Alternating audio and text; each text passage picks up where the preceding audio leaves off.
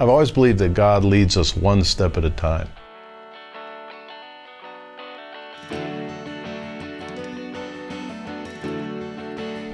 And God has been telling me, Hans, I want you to go into a greater giftedness, working in your area of gifting in your sweet spot.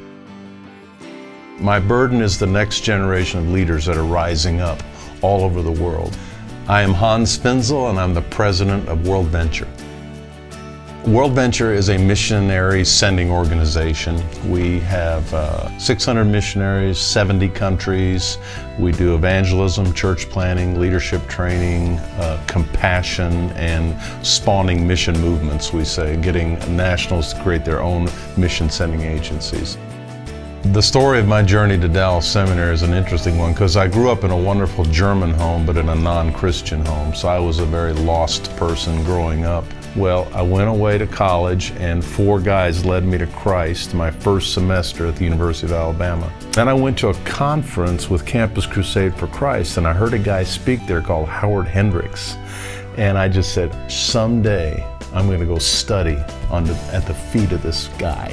What an amazing communicator of God's Word. Then I went back to my hometown and I joined a church called Calvary Bible Church, and there was a pastor there by the name of Richard Strauss, who was also a Dallas Seminary grad. So Richard Strauss and Howard Hendricks were the 2 people that made me say in my heart, boy, if I can ever get my act together and get accepted, I'm going to go study at Dallas Seminary. And so I encourage people, if you want to be in ministry your whole life, if that's your calling, you need to go to seminary and lay the foundation.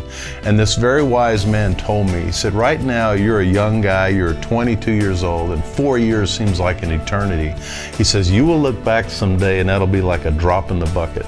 And you know what? He was right, because now I look back, you know, I've been a graduate for over 30 years ago. I finished the seminary, and it laid an amazing foundation. So I tell people, if you want to spend a life in ministry, go to seminary, number 1. And number 2, go to a seminary based on who the teachers are. I think my greatest passion is to finish well. I think we all say that, and I realize that could still be 20, 30 years from now, but I want to finish well. And I want to run through the finish line. To me, it's like a tape, like when you run a race, and I want to run through that tape hard and strong. So that's the most important thing to me. I don't know what it's going to look like. I don't know what the race is going to be, but I want to finish strong and finish well.